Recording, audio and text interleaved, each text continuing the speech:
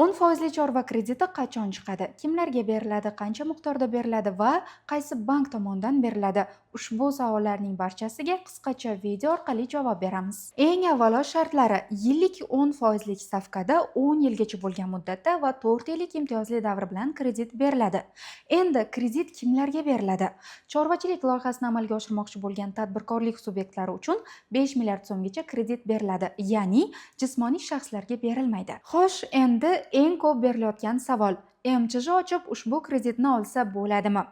Faqatgina MChJ ochishning o'zi ushbu kreditni olsa bo'ladi degani emas. To'g'ri, MChJ tadbirkorlik subyekti sifatida murojaat qilishi mumkin, lekin bank baribir sizni hujjatlaringizni, loyihangizni yoki qaytarish imkoniyatingizni va ta'minotingizni tekshiradi. Kreditni Xalq banki va Mikrokredit bank beradi. Onlayn kreditni ajratish jarayoni 2026-yil 1-sentyabrdan yo'lga qo'yiladi. Siz esa bizga obuna bo'ling va kuzatishda davom eting.